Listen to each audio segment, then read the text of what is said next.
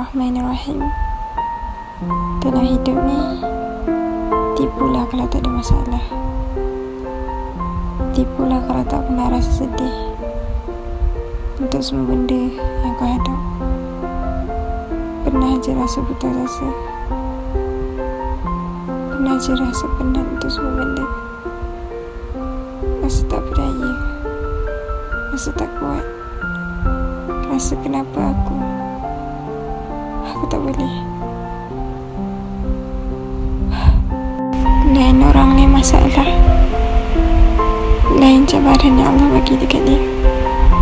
Tapi bagi aku, masalah aku sendiri rasa tak kuat, aku sendiri rasa buntu, aku sendiri rasa kenapa aku.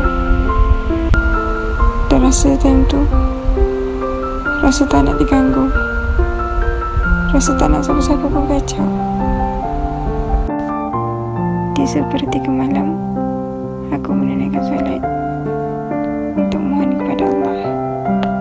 Sebab aku tahu hanya kepada Allah lah sebaik-baik tempat mengadu, dan Allah lah sebaik-baik pendengar. Aku selalu doa ke Allah, ya Allah, ampunkanlah dosaku ya Allah.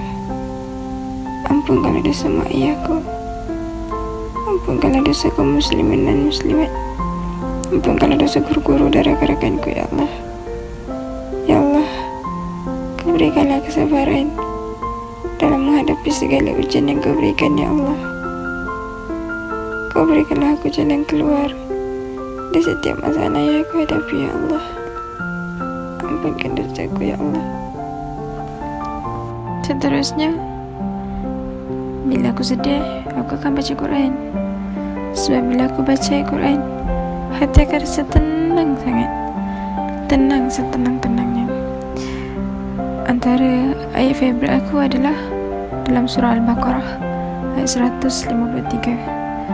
Maksud dia, wahai orang yang beriman, mintalah pertolongan kepada Allah dengan sabar dan solat. Sesungguhnya Allah beserta orang yang sabar.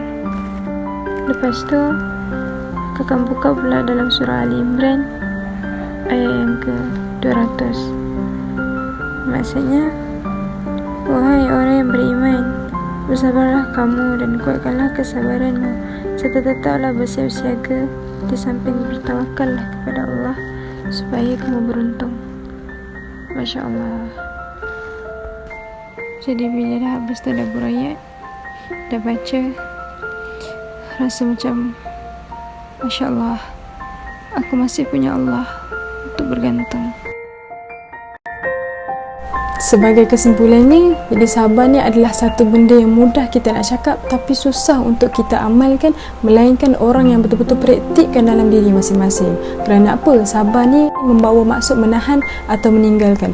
Jadi bagaimana mungkin seseorang itu boleh berjaya dalam perniagaan, dalam pelajaran, dalam rumah tangga, dalam apa jua sekalipun jika tak ada nilai kesabaran ini? Sebab sabar sendiri ini Allah ulang sebanyak 90 kali dalam Quran. Dan ayat yang paling familiar adalah dalam surah Al-Baqarah ayat 153. Sesungguhnya Allah beserta dengan orang-orang yang sabar.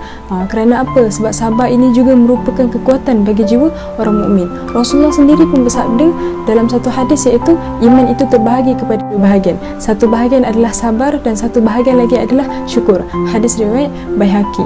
Sebab apa? Sebab sabar ini adalah satu benda yang kita nak cakap senang tapi nak buat tu adalah susah.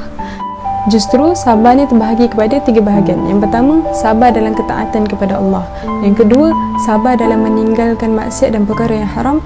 Dan yang ketiga, sabar dalam sesuatu ujian dan ketentuan Allah yang menyakitkan. Jadi macam mana kita nak praktikkan dalam diri kita supaya sabar, sentiasa tabah dalam diri kita setiap apa yang Allah nak bagi, iaitu dengan kita bersyukur dengan apa yang kita miliki. InsyaAllah di setiap apa yang berlaku dalam hidup kita, benda yang baik maupun benda yang buruk, ada hikmah yang Allah nak ajar. Dan yakinlah ada pelangi di sebalik setiap perkara yang berlaku dalam hidup kita. Wallahu a'lam bissawab.